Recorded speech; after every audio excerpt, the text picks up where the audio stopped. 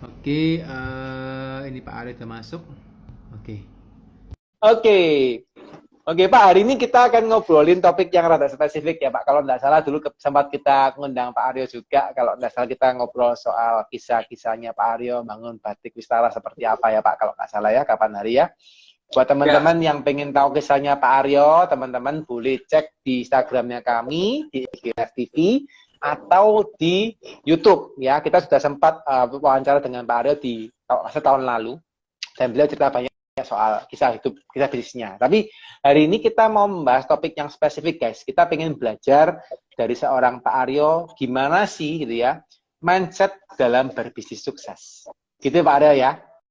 siap. Kita sama-sama Dan belajar, Pak Rudy. siap, sama-sama Pak. Kita sharing-sharing santai aja Pak. Jadi jangan merasa kayak di ini ya Pak ya, ujian studi ya Pak ya. Kita hari ini pengen ngulik-ngulik aja. Jadi teman-teman kalau bisnis itu anyway kita pelajaran itu kan lucu ya. Jadi kalau di matematika itu kan 1+1 sama dengan 2 kayak gitu ya. Tapi di bisnis itu berbeda guys ya. 1+1 belum tentu 2. Belum jadi 3, jadi 4, jadi 6, jadi 11 gitu ya Pak ya. Dan ini yang kita penting adalah mindsetnya guys ya. Dan ini hari ini topiknya keren banget ya. 3 jurus jitu mindset bisnis sukses ya yang akan kita sharingkan dari Pak Aryo ya, selaku seorang business owner yang bergelut di berbagai macam bidang ya, di batik, di sekolah, ya di kuliner ya, dan beliau sudah bertahun-tahun berbisnis dan kita pengen belajar ya ceritanya Pak Aryo gitu ya. Oke, mungkin dimulain dulu Pak dari why Pak you build a business Pak. Oke, kenapa intinya kenapa kita harus membangun sebuah bisnis?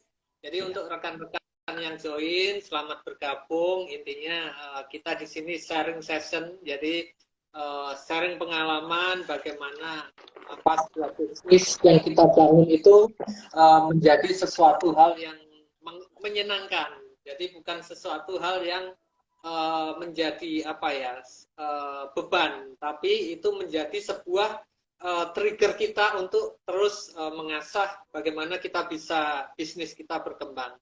Jadi untuk berbisnis intinya ingat bahwa hidup itu ada masa kedaluarsanya ya. Kita sudah bangun apa, kemudian kita sudah buat apa. Nah, waktu harus dihitung. Orang yang dewasa adalah orang yang memikirkan masa depannya karena kesempatan berkarya itu semakin berkurang. Karena semakin kita tua, semakin kualitas kita berkurang, kemudian tenaga kita berkurang. Nah, itu yang membuat kita bagaimana bisnis kita ini harus terus berkembang ya. Jadi bisnis sukses bukan hanya soal keuntungan tetapi juga membutuhkan kemampuan dalam membangun skill, kemudian mindset yang kuat, kemudian bagaimana pola pikir kita harus bisa terasah, kemudian dalam menjalani bisnis kita membangun sebuah mindset bisnis sukses ya. Jadi ada beberapa hal bisa kita pelajari sebenarnya dari kita melakukan sebuah bisnis. Karena bisnis itu adalah by proses, bukan yang ujuk-ujuk itu menjadi sebuah bentuk jadi. Nah, bisnis adalah memulai sebuah proses dari tahap awal, perencanaan, sampai proses, sampai jadi menjadi sebuah produk yang sampai saat ini namanya bisnis itu harus bisa autopilot. Artinya apa? Kita bisa memanage dimanapun kita berada. Jadi tidak harus kita melulu di situ, tapi sudah sebuah project yang autopilot. Ya. Nah, apa yang dibutuhkan oleh seorang pebisnis? Intinya bisnis itu harus mempunyai fase kreatif. Apa itu fase kreatif? Yaitu kita harus memikirkan bahwa ide produk kita adalah sesuatu yang baru, ya. Kemudian mempunyai konsep yang inovatif, ya. Kemudian sesuatu yang unik, yang itu berbeda dengan produk-produk yang lain, ya. Kemudian yang pasti 100% adalah original. Itu original itu adalah produk kita, bukan plagiat atau menyimplak. Tapi saat ini kita bisa istilahnya ATM, amati, tiru, modifikasi. Tapi kalau susah ya ATP, amati, tiru, plek. Itu. Tapi itu tidak disarankan. Yang pasti kita harus membuat sebuah bisnis yang berbeda, yang itu tidak dimiliki oleh istilahnya kompetitor boleh, tapi itu tidak menjadikan kita sebagai suatu penghalang. Tapi kompetitor itu kita gunakan sebagai bagaimana branding kita bisa lebih dari mereka. Itu yang itu sebenarnya pesaing itu boleh ada gitu loh. Jadi untuk membuat trigger kita, ya. Nah, intinya yang kita tekankan di sini adalah mindset kita. Bagaimana mindset kita untuk berbisnis, bagaimana fase-fase kreatif itu menghasilkan sebuah gagasan yang original. Itu, Pak. Terus kemudian saat ini mungkin untuk rekan-rekan yang sudah bergabung di sini mungkin bahwa saat ini lapangan pekerjaan sudah semakin sedikit ya, menipis ya. Jadi intinya kita diharapkan mempunyai mindset bagaimana darinya kita yang sebagai job seeker menjadi job creator ya. Jadi bagaimana kita dulunya menjadi pencari kerja, sekarang kita menciptakan lapangan pekerjaan. Nah, itu mindset yang harus kita trigger sebagai seorang pebisnis. Nah, karakter pebisnis itu apa? Jadi mereka harus punya harapan. Ya.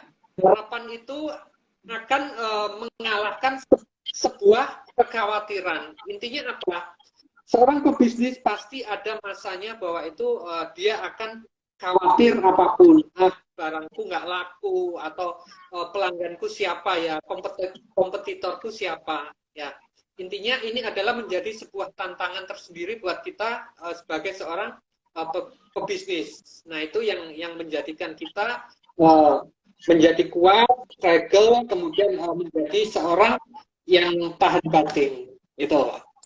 Nah, untuk memulai bisnis kita biasa mengenal yang namanya 5Ps ya, 5P ya, place, kemudian people, kemudian produk, kemudian promosi dan harga. Nah, itu yang harus dikuasai oleh seorang pebisnis. Nah, itu mindset yang akan kita tanamkan kepada generasi sekarang, bahwa bagaimana entrepreneur, bisnis itu menjadi sesuatu hal yang harus dimiliki oleh seorang pebisnis. Apa saja mindsetnya, yaitu intinya kita harus mempunyai motivasi yang tinggi. Ya, motivasi yang tinggi itu harus dimiliki. Kenapa? Jika tidak ada motivasi, kita bisa menjaga motivasi itu untuk terus bahwa saya harus berkembang, saya harus bisa memiliki value lebih, saya harus lebih dari sekarang. Nah, itu yang memotivasi kita untuk menjadi trigger, ya, untuk menjadikan semangat. Nah, berbicara dengan orang-orang yang memiliki pengalaman itu juga menjadikan kita termotivasi. Berkenalan dengan orang-orang besar, berkenalan dengan orang-orang yang berhasil, orang-orang yang sukses, itu memotivasi diri kita untuk, dia bisa, berarti saya juga bisa seperti dia. Jadi seperti itu. Nah, kemudian memiliki karakter, sikap yang positif. Jadi pebisnis itu nggak ada yang mikir bahwa nanti produk saya nggak laku, jualan saya nggak laku, saya mau buka ini, masih mikir misalnya, takut. Jadi intinya jangan jangan boleh ada ketakutan, tapi itu tidak untuk dibesarkan. Ya, intinya sikap positif kita, mindset, karakter positif kita akan membangun mental kita. Ternyata saya harus bisa, yang lain bisa, saya juga harus bisa. Nah, menjaga sikap positif juga membantu dalam menjalin hubungan baik dengan pelanggan dan rekan bisnis. Karena apa? Kita bisa meyakinkan nih dengan rekan bisnis kita. Kalau mereka kita aja udah pesimis dengan produk kita, ya gimana pelanggan atau rekan bisnis kita akan percaya dengan produk kita, gitu. Jadi intinya kita harus membangun karakter mindset yang positive thinking, ya. Jadi saya berhasil dan saya berhasil itu. Nah, kemudian kita harus mempunyai pengetahuan, Pak Dedi. Jadi pengetahuan itu perlu kita pelajari. Jadi bagaimana kita mengatasi sebuah ketakutan dalam berbisnis, bagaimana kita menghandle sebuah komitmen bisnis, bagaimana kita produk kita ini bisa dikenal oleh masyarakat luar. Nah, sekarang banyak media-media yang bisa kita pelajari, Pak Dedi. Jadi selain kita banyak terbantu di medsos, kemudian kita banyak ada YouTube, kita banyak bisa belajar banyak dari rekan-rekan bisnis yang itu sudah membuat tutorial bisnis gitu. Nah, itu bisa kita contoh dari situ, Pak Dedi. Nah, bagaimana pengetahuan itu bisa mengevaluasi kegagalan kita? Apa sih yang kurang dari produk kita? Nah, ini pengetahuan ini juga perlu, Pak Dedi. Jadi jangan hanya membuat produk kemudian tidak tahu survei pasar, tidak tahu apa yang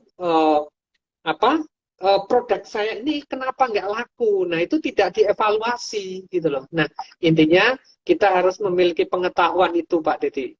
Nah, itu beberapa mindset, 3 mindset konsep bisnis yang harus kita kuasai. Yang pertama tadi motivasi, kemudian berpikiran positif, karakter, kemudian mempunyai skill pengetahuan yang itu harus kita pelajari. Jadi kalau bisnis itu adalah sebuah proses.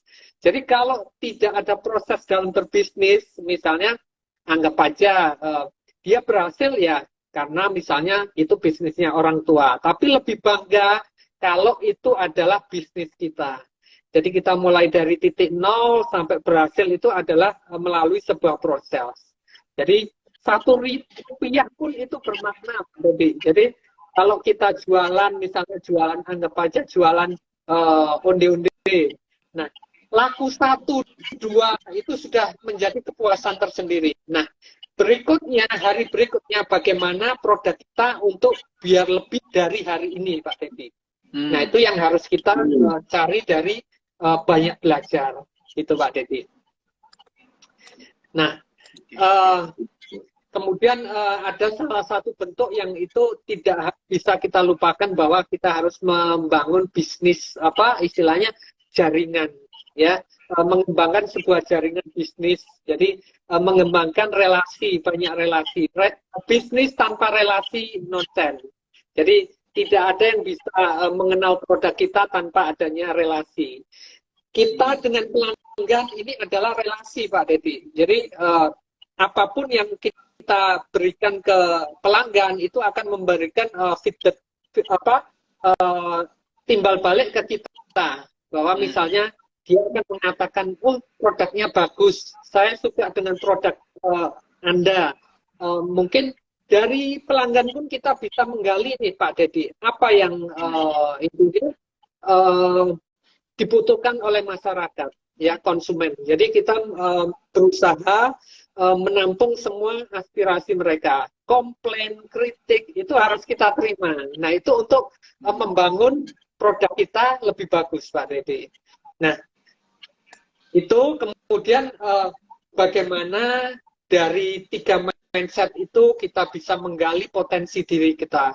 Jadi, if you can dream it, you can do it. Ya. Jadi saat kita memimpikan itu di mindset pikiran kita bahwa kita berhasil, itu akan menjadi sebuah spirit kita bahwa kita ini bisa berhasil. Gitu. Jadi usaha yang berhasil itu adalah yang dikerjakan. Jadi bukan hanya diimpikan. Itu Pak Dedi. Itu Pak Dedi mungkin bisa saya sampaikan. Jadi semangat untuk pebisnis, untuk yang join dengan live IG The Consultant ini, intinya usaha yang berhasil adalah usaha yang dikerjakan, diwujudkan, diimplementasikan, bukan hanya diangan-angan atau diimpikan. Itu Pak Dedi. Mantap, mantap Pak, mantap. Saya coba pengen dalamin lagi ya Pak ya. Jadi kan kalau teman-teman ini kan lihat dari apa yang disampaikan sama Bapak kan ada 3 poin ya. Jadi yang pertama adalah mindsetnya harus punya motivasi yang tinggi. Ya. Yang kedua juga harus punya sikap positif yang baik. Jadi ya, sembarangnya harus dipikir secara positif. Dan 3, soal pengetahuan. Jadi ya. By the way, kalau kita ngomong kata-katanya ini kan simpel sekali Pak dilakukan. Ya. Tapi waktu di lapangan ini kan nggak segampang yang dipikirkan gitu ya Pak ya. Nah boleh sharing nggak Pak? Apa sih Pak waktu Bapak pertama kali membuat usaha Pak gitu ya? Motivasi apa sih Pak yang Bapak benar-benar pikirkan sehingga Bapak akhirnya mau melakukan usaha Bapak? Oke.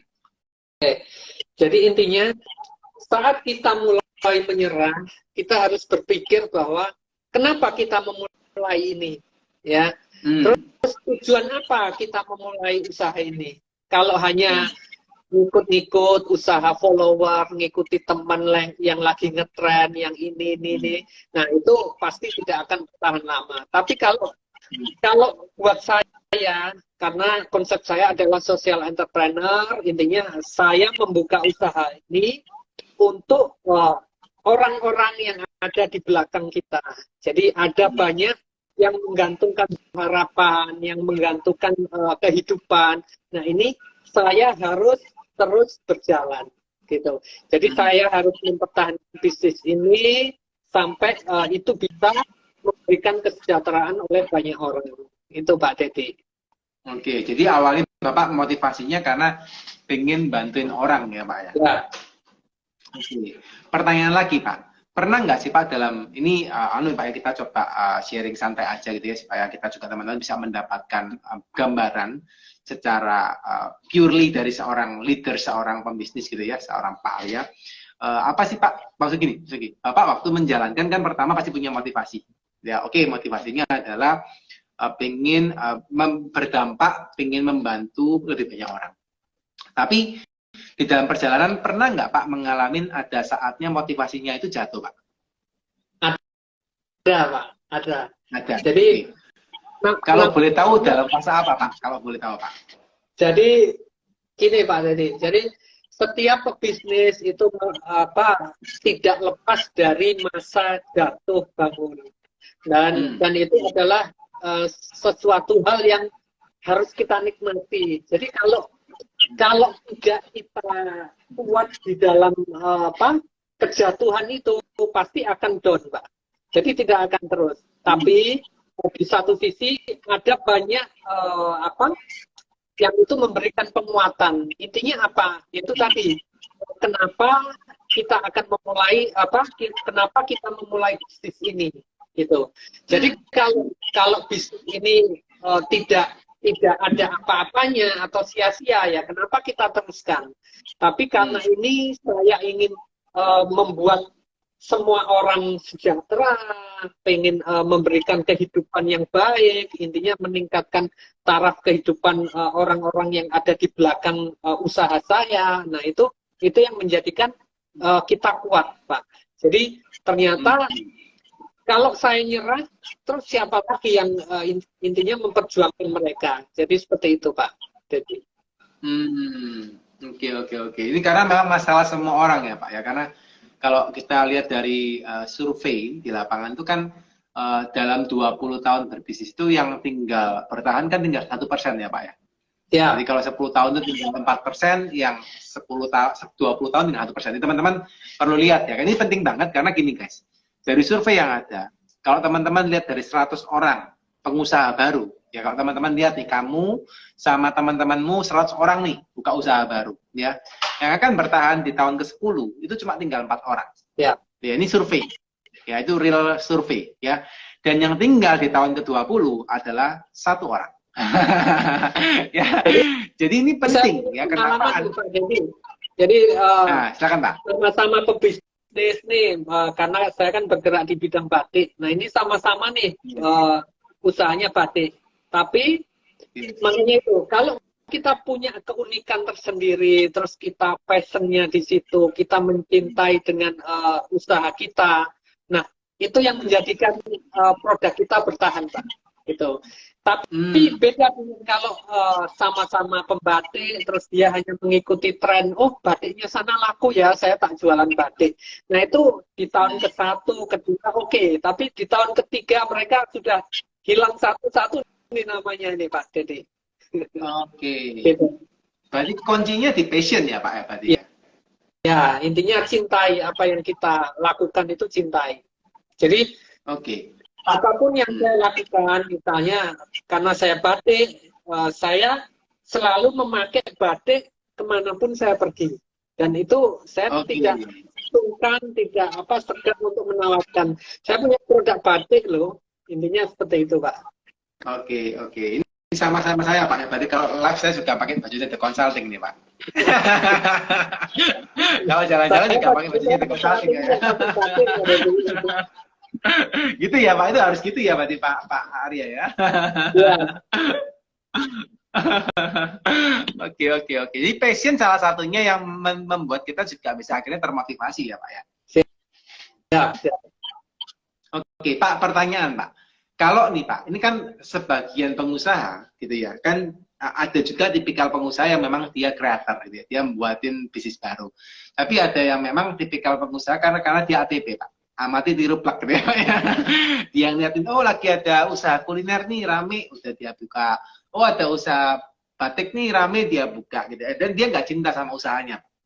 Dia cuma ikut-ikutan, dia ada peluang, dia ikut-ikutan, dan dia ikutin mulai tahun pertama, 2, 3, oke tahun keempat udah mulai puyeng Pak. Nah itu kalau menurut Pak Arya apa Pak yang harus dilakukan sama orang seperti itu Pak? Ya itu tadi intinya mereka harus komitmen. Yang dipegang adalah komitmen. Jangan kalau dia tidak menyukai passionnya di situ, pasti sebentar aja Mas. Jadi dia tidak pernah bertahan lama gitu. Saya intinya mentoring bisnis seseorang dan sama-sama di batik, dan itu saya kasih saran bahwa coba batik ini dibuat yang berbeda, intinya ditambahi dengan bordir, dan itu sekarang booming Pak.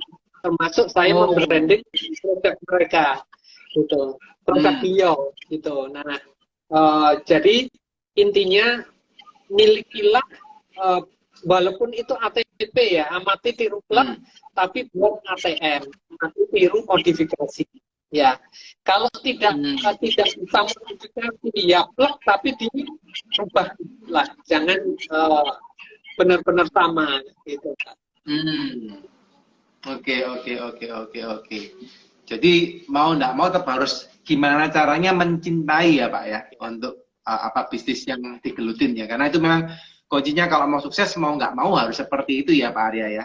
Ya kalau kita nggak mencintai apa yang kita buat, produk kita, terus yang masarkan siapa?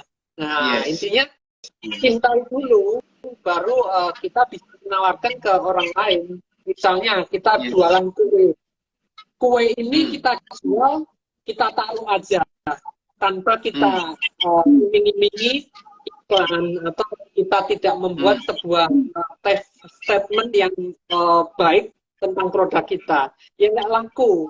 Tapi kalau membuat misalnya ini, terus kita coba, kita buat iklannya, kemudian kita kasih tester ke orang-orang, nah ini kan menjadikan produk kita lebih dikenal Pak Dedi gitu. Jadi itu yang akan dibangun, bahwa kepercayaan mengena di hati pelanggan itu dapatnya dari situ Pak. Kalau kita istilahnya, kalau di bisnis itu pitching ya. Nah pitching itu kan proses mempromosikan produk kita ke masyarakat luas gitu Pak. Oke. Jadi mau nggak mau teman-teman ya, teman-teman harus cinta dengan produk kalian sendiri gitu ya. Jangan kalian sampai kalian pakai jualan baju tapi bajunya orang lain gitu ya Pak ya. Jualan makanan orang lain, bukan nggak boleh sih ya, boleh, cuma harus ya sering makan makanan kita gitu ya mungkin ya. Oke Pak, boleh nggak cerita Pak? Tadi Bapak kan sempat cerita juga ya bahwa Bapak sempat jatuh gitu ya, maksudnya motivasinya turun. Mungkin supaya teman-teman bisa nangkep Pak secara true story gitu ya, boleh nggak sih Pak diceritain mungkin kasus apa Pak yang pernah waktu itu Pak Arya sempat sampai motivasinya sempat jatuh Pak. Terus gimana sih caranya secara Bapak mengangkat kembali motivasi tersebut akhirnya sampai Bapak bisa fighting sampai sekarang Pak? Intinya gini, setiap usaha itu kan memiliki apa ya, rezekinya masing-masing Pak Dedi. Jadi produk boleh sama, tapi ingat bahwa rezeki itu tidak akan salah kepada tuannya Pak Dedi. Jadi yes, Pak. yakin bahwa itu rezeki kita. Jadi rezeki itu apa yang ada di tangan kita Pak Dedi. Jadi kalau bukan di tangan kita, itu bukan rezeki kita Pak Dedi. Kalau masih belum kita pegang ya, gitu. Tapi kalau itu sudah ada di tangan kita, berarti itu adalah rezeki dari Tuhan yang diberikan kepada kita. Gitu. Nah, intinya tetap semangat bahwa rezeki itu tidak akan tertukar Pak Dedi.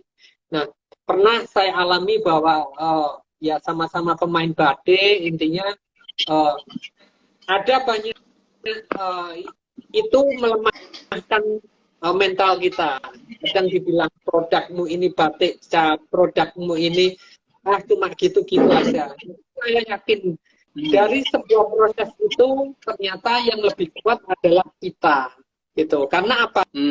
Kita bertahan, kita survive dengan apa yang orang lain beri masukan kepada kita. Itu yang menjadikan semangat kita untuk tetap bertahan. Gitu Pak Dede.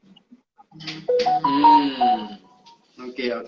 Jadi ada juga teman-teman yang ini Pak ya, kayak mencibir gitu ya Pak ya, produkmu ini kurang oke gitu ya, produkmu belum sip gitu ya, ternyata Bapak fighting aja, biasa aja, konsisten jalan terus ya Pak ya, akhirnya sampai terbukti produknya Bapak lebih baik daripada produk yang lain ya Pak ya. Oke. Nice. Oke, sambil saya coba tanyakan dulu ya Pak dari pertanyaan teman-teman yang lain ya. Jadi biar enggak satu arah ya. Saya masih banyak pertanyaan. Kalau saya jadi moderator, teman-teman, Pak Arya, mohon maaf ya kalau saya banyak tanya. Intinya kebiasaan tanya soalnya Pak. Ini Pak. Tapi saya pengen nanyakan dulu Pak dari ini Pak Pak Sutrisnogram ya. Ini pertanyaannya seperti ini Pak. Pak Arya, salam kenal ya. Ya Pak. Begitu pertanyaannya Pak, apakah semua bisnis bisa di autopilotkan Pak? Katanya Pak Sutrisno. Pertanyaan dari beliau.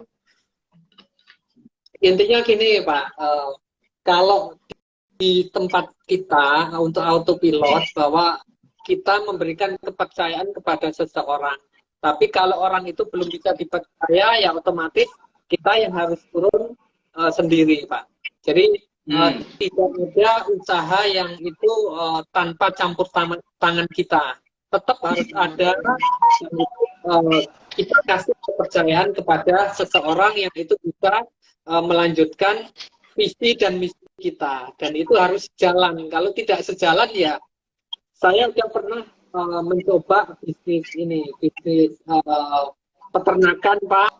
Nah, cuma ya itu tadi, karena passion saya tidak di sana, kemudian tidak ada orang yang bisa diberikan kepercayaan, akhirnya ya otomatis mau nggak mau harus kita tutup gitu. Tapi kalau dengan batik, karena saya menyukai seni, saya bisa menggambar, kemudian sekolah ini saya bangun dengan apa passion saya sebagai seorang pengajar, jadi bisa ini sinkron gitu Pak Dedi.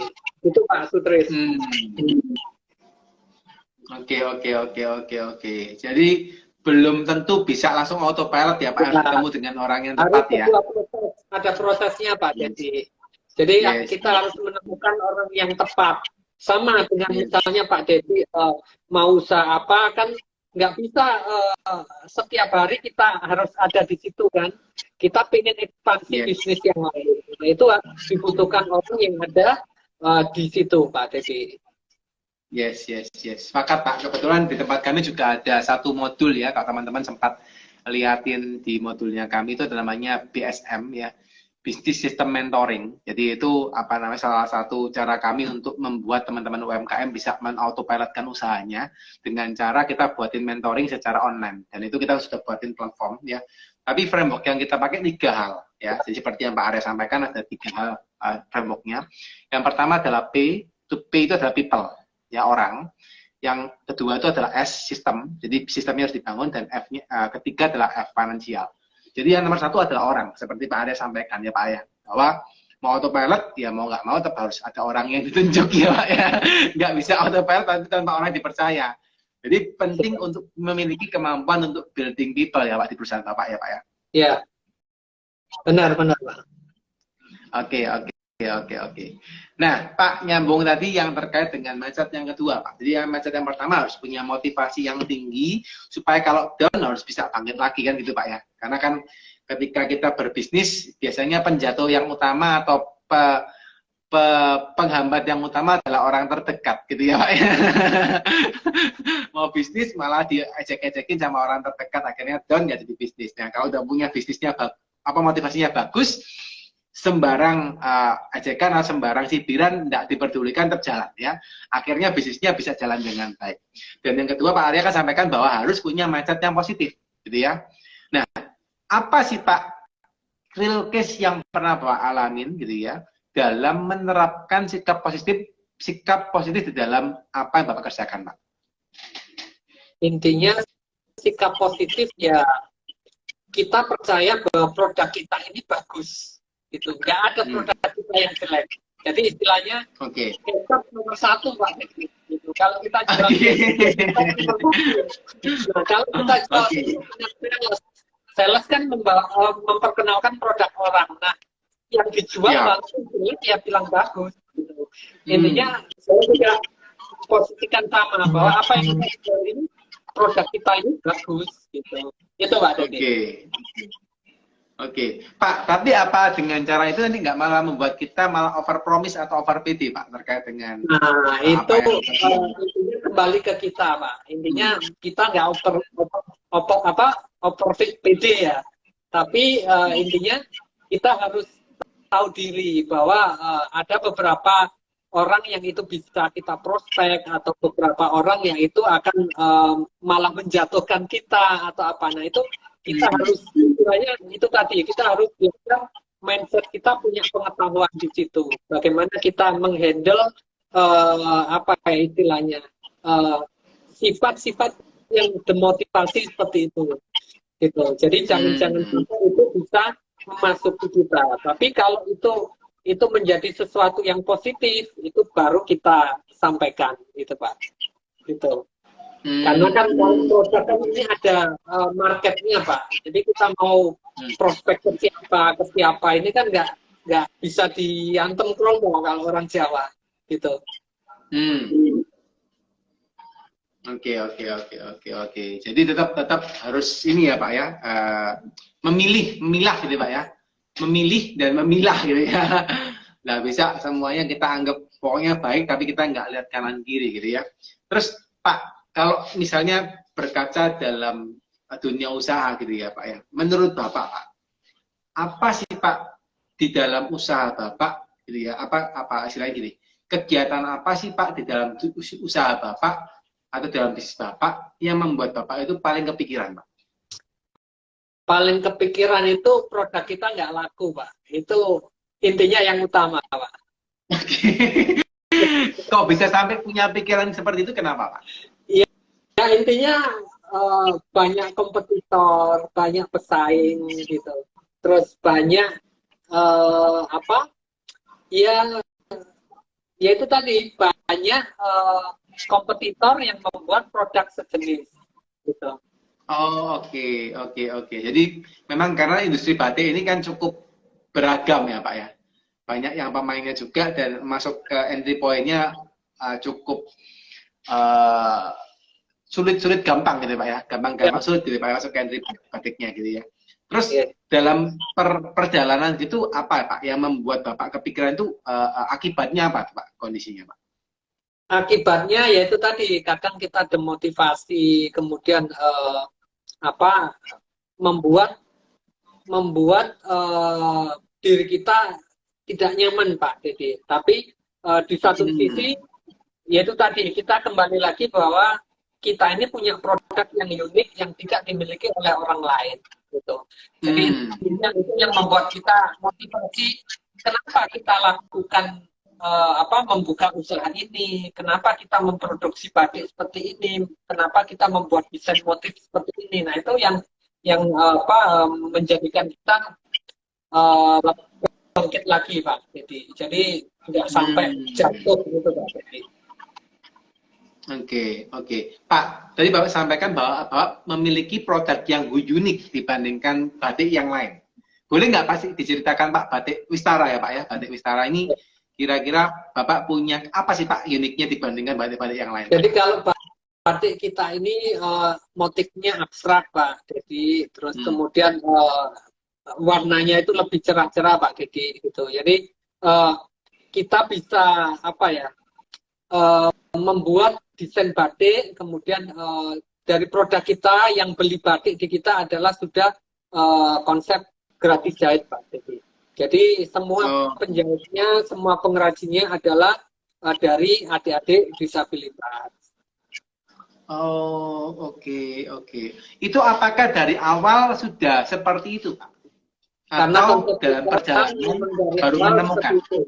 Jadi karena kita kan social entrepreneur, Pak Didi. Jadi semua usaha yang kita buat adalah untuk adik-adik yang berkebutuhan khusus, Pak Didi.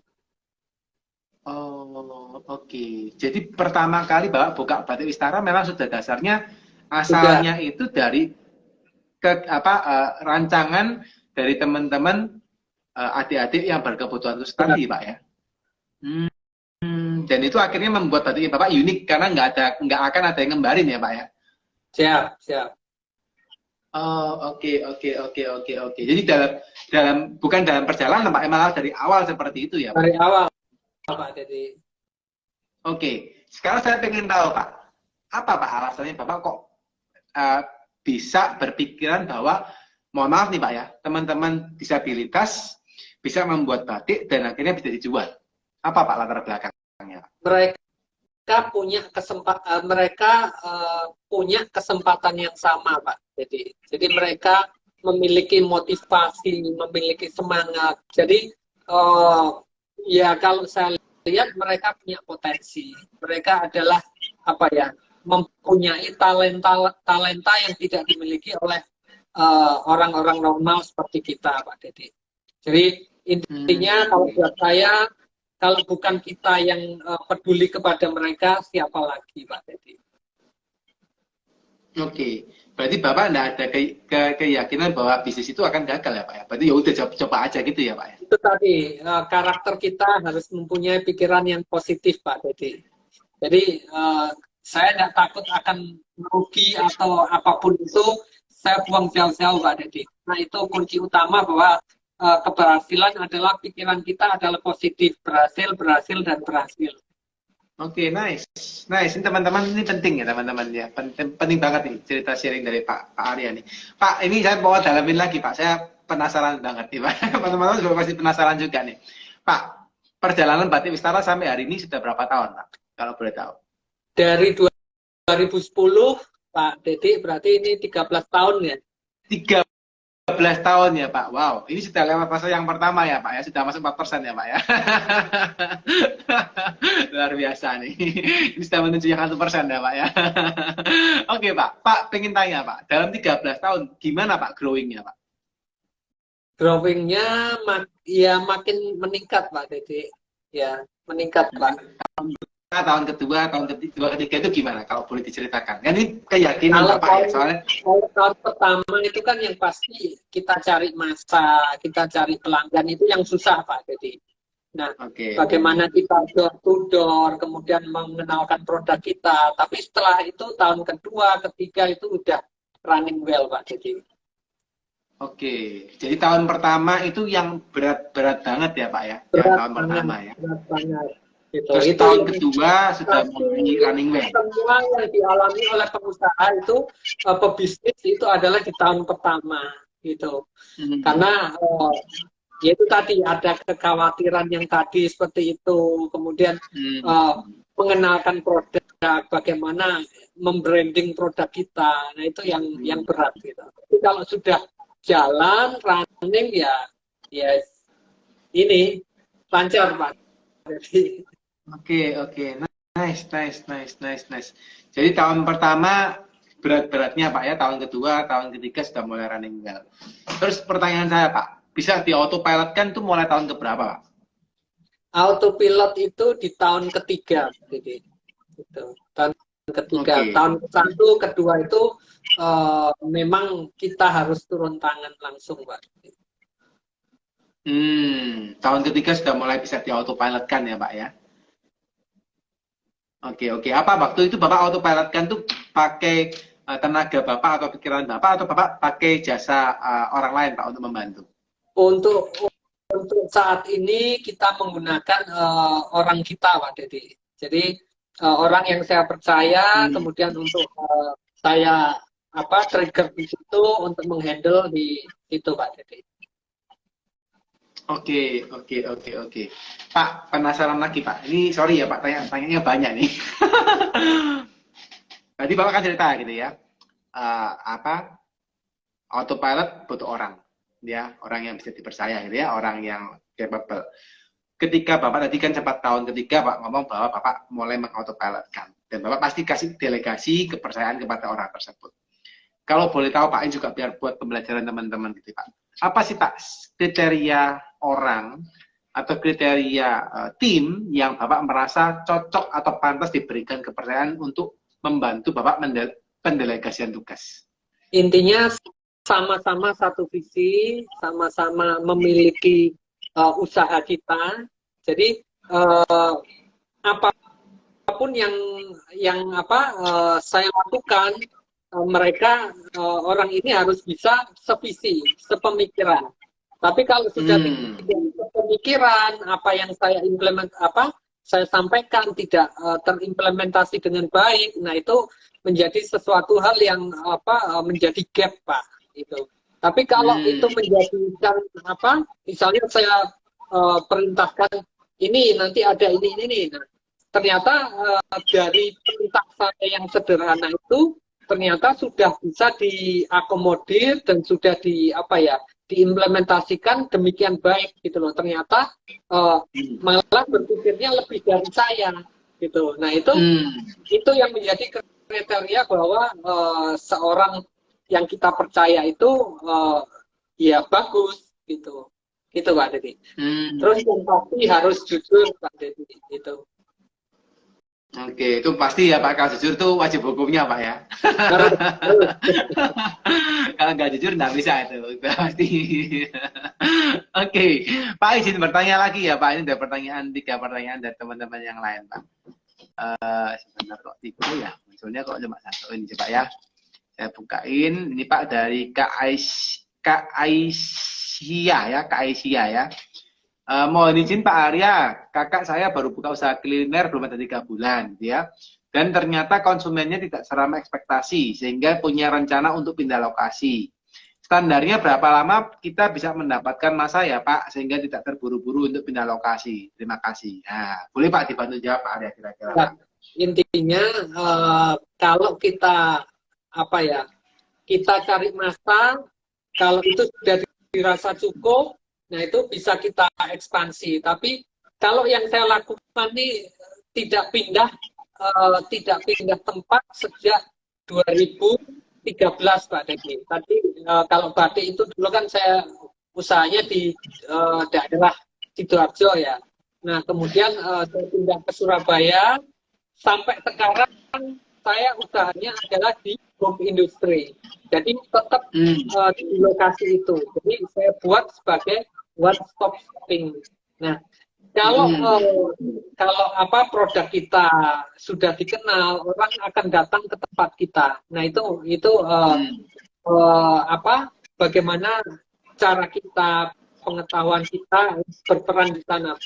Intinya pelanggan itu adalah yang harus kita utamakan. Kita gandeng terus Pak. Gitu. Oke. Jadi kalau misalnya malah Bapak dari 2013 sudah tidak pernah pindah ya Pak sampai sekarang malah ya. Ya. Oke. Jadi kalau yang seperti Kak Aisyah, saya coba rangkum ya dari penjelasannya Pak Arya ya.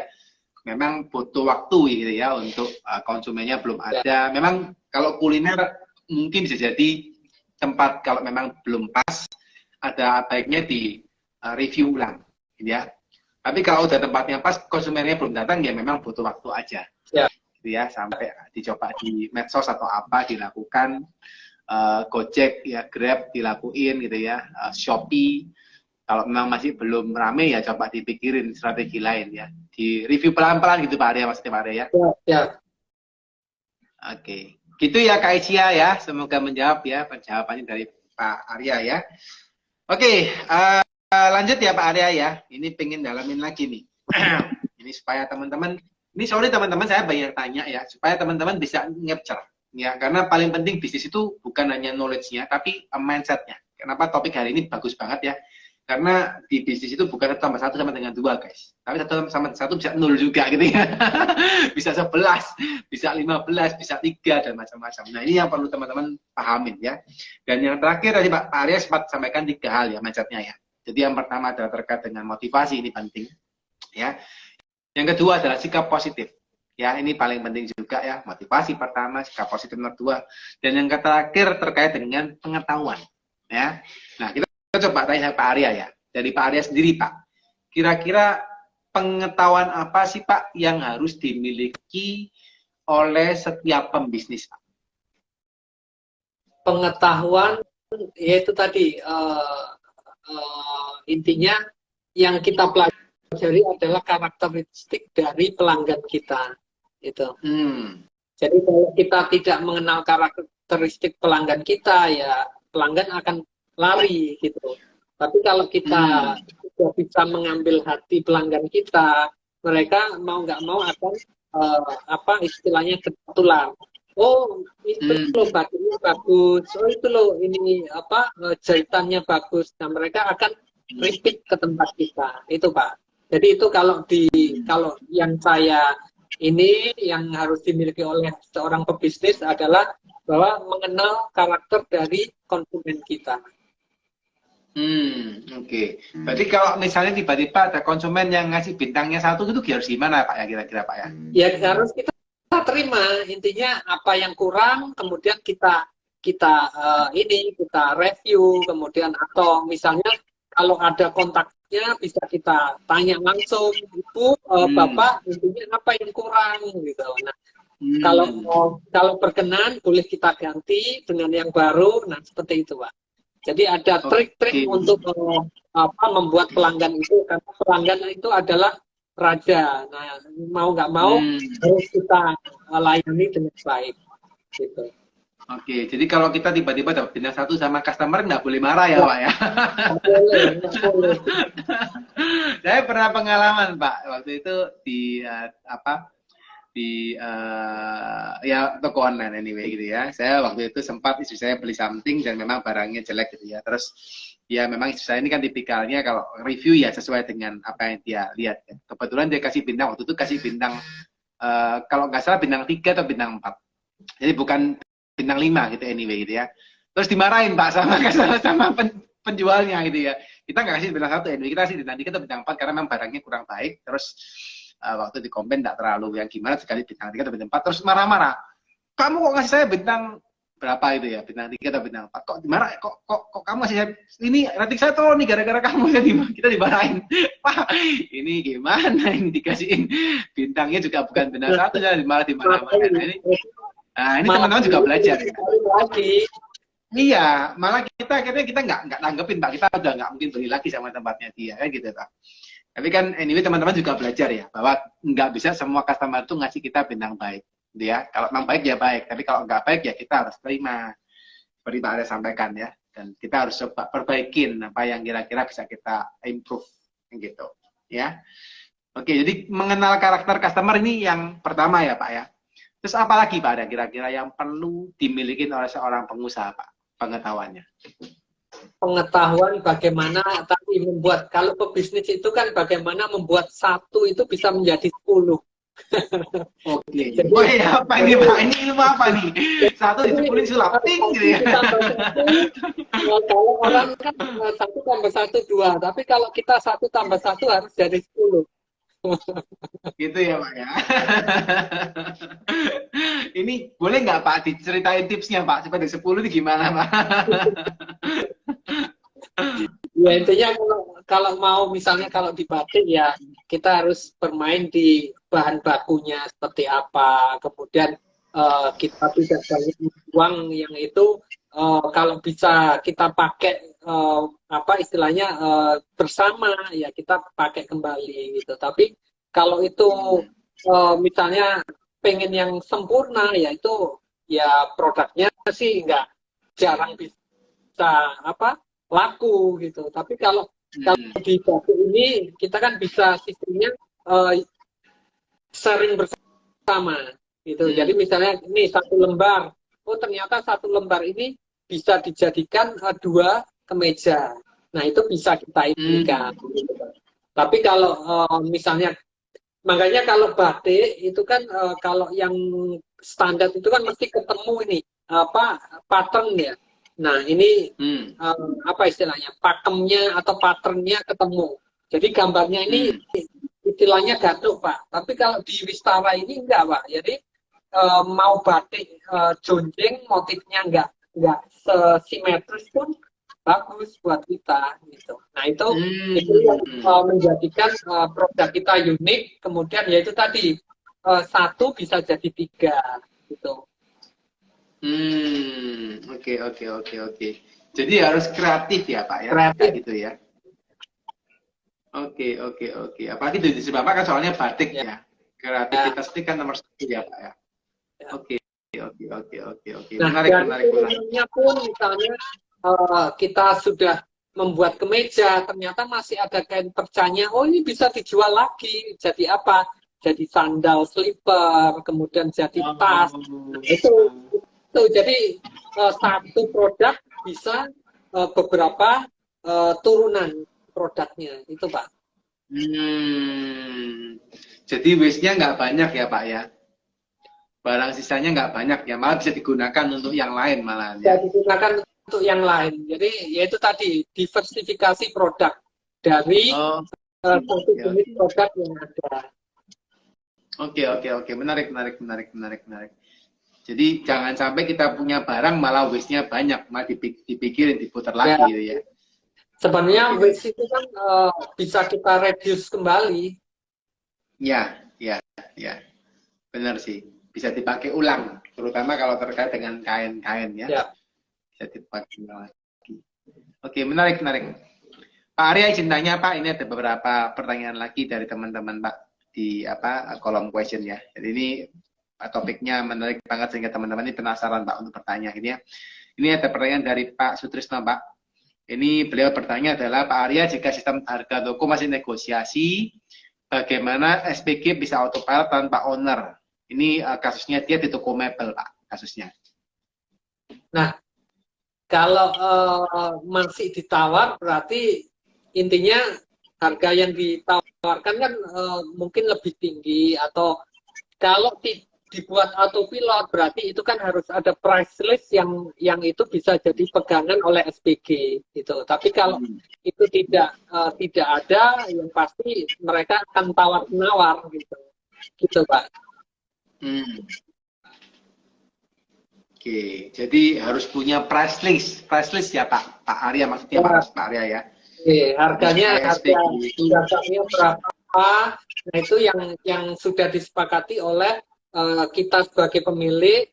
Nah itu yang kita berikan kepada SPG-nya. Nah SPG kan bisa autopilot kalau harga itu sudah tidak bisa ditawar, atau bisa ditawar tanpa ada pelanggan, berarti harus dikasih nih harga paling dasar terendah ditawar berapa.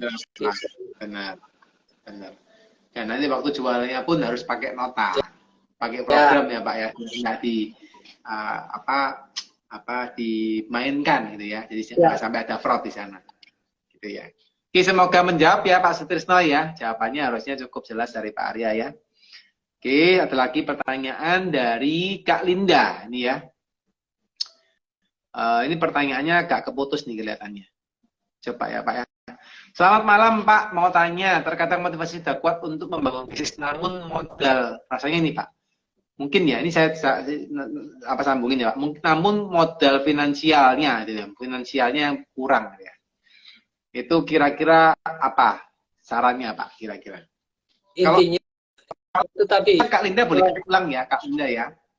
Silakan. Gimana? Silakan, Pak. Enggak. Tadi saya ngomong sama Kak Linda, kalau misalnya pertanyaan saya salah, boleh diketik ulang. Oh, okay. Ya intinya kalau kita bicara bisnis, jadi usaha pun tanpa modal itu memungkinkan gitu. Kita jadi misalnya ada orang jual tanah, kita jadi calonnya aja kan tanpa modal gitu. Sama kan ada konsepnya reseller ya.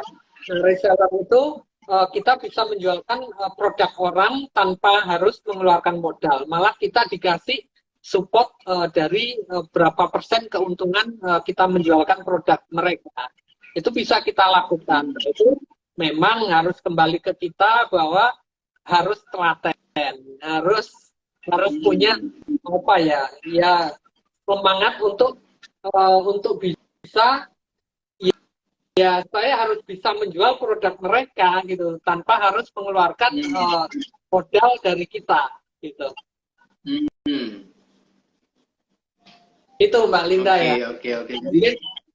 Jadi belum tentu modal bisa salah satu patokan ya Pak ya? Belum tentu Pak, belum tentu. Oke. Jadi yang paling penting kalau udah punya motivasi, nggak punya modal ya udah fighting dulu sambil cari mungkin pinjaman modal gitu ya Pak ya. Mungkin cari utangan ya. Cari apa namanya saudara yang percaya, cari investor yang deket-deket gitu ya Pak Arya ya. Siap. Tapi saran saya jangan pakai pinjol ya guys. Jangan bangun bisnis pakai pinjol ya. Jangan bangun bisnis pakai uang rentenir. Udah itu nggak boleh ya. Jangan pakai pinjaman online juga jangan. Mending pinjam kur ya. Kur masih boleh ya. Pinjam saudara boleh tapi harus dibalikin gitu ya.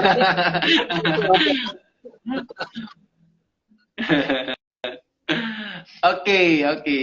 Teman-teman luar biasa. Ini rasanya teman-teman dari penjelasannya juga cukup jelas ya. Dari Pak Arya sampaikan tadi ya, ada motivasi tinggi, sikap positif, dan pengetahuan. Ya. Dan ini kalian coba belajarin ya. Saya yakin dan percaya dari teman-teman pasti banyak insight yang didapatkan dari Pak Arya ya. Monggo yang ikut di akhir-akhir, yang sempat joinnya di akhir-akhir, nanti boleh diputar ulang ya, karena video ini kita akan simpan ya di IG live kami, IGTV kami. Nanti kita akan collab dengan Pak Arya kalau berkenan supaya bisa juga ditonton oleh followernya Pak Arya ya. Dan nanti kita juga akan share di YouTube teman-teman ya, supaya teman-teman bisa melihat gitu ya apa yang disampaikan Pak Arya dengan jelas ya. Oke. Pak izin bertanya lagi Pak. Ini ada pertanyaan lagi dari Pak Sutisno ya. Kelihatannya beliau ini penasaran Pak dan ini pengen belajar banget nih dengan Pak Arya ya. Nah ini Pak pertanyaannya. Pak, jika toko-toko lainnya menjual dengan harga negosiasi, apakah kita bisa terapkan fixed price? Produknya sama. Produknya sama. Nah, ya. Bisa juga produknya sama Pak. Tapi kalau fixed price berarti kan harganya harga utama kita ya. Nah, kalau yang dinegosiasi berarti yaitu tadi kembali lagi apakah kita memberlakukan produk kita dinego. Nah, kalau produk kita tetap dengan fixed price itu ya kita bertahan dengan harga itu. Tapi kalau kita bisa dinego ya sampai berapa ini plafon terendah dari fixed price-nya gitu Pak. Oke, jadi tetap pakai standar ya teman-teman ya, tetap pakai standar, harus semuanya standarisasi ya. Jadi kalau negosiasi ya udah, tapi kita tetap ada bottom price dan jangan sampai dimanipulasi. Jangan sampai kita malah menjatuhkan produk kita. Misalnya di sana membuat negosiasi, terus kemudian produk kita obral, jangan gitu. Nah, kita harus punya ini istilahnya punya standar harga kita sendiri. Oke. Kurang lebih begitu jawabannya ya Pak Sutrisno ya. Semoga jelas ya. Kalau yang masih penasaran, ya, yang pengen belajar sama Pak Aryo, boleh langsung follow ya guys. Langsung lihat itu di paling atasnya di sini ya. Klik itu ya. Langsung cari Pak Aryo ya, atau klik profilnya Pak Aryo, langsung di follow ya. Kalau yang pengen follow bisnisnya Pak Aryo, ada beberapa, nanti langsung DM aja Pak, bisnisnya apa aja, belajarin ya. Jadi teman-teman kalau seperti ini, yang paling penting Anda lihat ya. Berbisnis itu juga sama. Pengen sukses ya, teman-teman harus ATM ya. Jadi ATM apanya? ATM orangnya ya. Jadi pengen sukses kayak Pak Aryo, ya ATM Pak Aryo gitu. Pak Aryo orangnya gimana? Oh, Pak Aryo tipikalnya mindsetnya baik ya, positive thinking. Terus pengetahuannya banyak. Ya udah ATM toh, teman-teman harus lihat. Oh, saya juga harus punya positive thinking, saya punya motivasi, saya punya yang lain-lain ya. Jadi itu penting guys ya. Saya rasa itu teman-teman ya, sudah 1 jam bersama, nggak terasa kalau udah ngobrol panjang lebar, apalagi bertanya sama narasumber itu rasanya asik banget. Dan Pak Aryo luar biasa Pak hari ini Pak. Pak Aryo memberikan insight-insight buat teman-teman ya yang luar biasa. Dan saya yakin dan percaya teman-teman pasti banyak belajar dari Pak Aryo ya. Yang sepakat dengan saya, yuk kasih hati ya, kasih love ya, kasih 100 ya, kasih tepuk tangan ya, apapun itu supaya kita mengapresiasikan apa yang kita dapatkan hari ini dari seorang Pak Aryo, dari insight-insightnya beliau. Dan teman-teman please yang ingin belajar lebih lanjut silakan follow Pak Aryo ya, silakan subscribe beliau dan supaya bisa dapat insight-insightnya lebih banyak ya. Mungkin di akhir kesempatan Pak, boleh Pak kasih 1-2 patah kata Pak motivasi buat teman-teman entrepreneurs Pak yang sekarang juga mungkin lagi di fase-fase awal atau di fase-fase jenuh atau fase-fase apapun Pak yang dalam hidupnya mereka. Mungkin boleh Pak dikasih motivasi dari Pak Aryo Pak. Saya mengulang kembali, jadi intinya tetap semangat ya. Usaha yang berhasil itu adalah yang dikerjakan, bukan diimpikan. Itu Pak. Jadi mantap ya. Wujudkan bahwa kita bisa, kita berhasil dan kita sukses. Salam sukses. Mantap. Usaha yang berhasil adalah yang dikerjakan, bukan hanya diimpikan ya. Oke guys, sampai saat ini ya kita akhirin untuk The Ngobis ya. Luar biasa, thank you banget buat Aryo sharingnya ya teman-teman ya. Dinantikan lagi minggu depan. Ini kita The Ngobisnya agak beda ya, di hari Rabu ya. Kebetulan berhalangan gitu ya, Seninnya. Jadi kita nanti di minggu depan kita akan ada Ngobis lagi hari Senin dengan narasumber yang berbeda ya. Dan besok teman-teman diingatkan, besok kita ada acara untuk free webinar ya soal perpajakan. Pak Aryo dengan timnya Pak, monggo kalau mau join Pak besok Pak. Kita ada acara free webinar soal pajak ya. Nanti teman-teman silakan lihat di postingan kita, di bio link juga boleh. Silakan daftar aja karena besok ada acaranya free webinar jam 3 sore ya. Oke, sekian teman-teman semuanya, sekian Pak Aryo. Thank you so much buat kebersamaannya semua untuk Pak Aryo dan keluarga dan Batik Wistara dan seluruh usahanya Pak. Saya doakan Pak semoga berhasil, semoga semuanya diberkatin dan semoga semuanya berbahagia Pak Aryo ya. Amin. Terima kasih Pak Dedi. Sampai jumpa lagi Pak Aryo. Terima kasih. Bye bye teman-teman. Bye bye.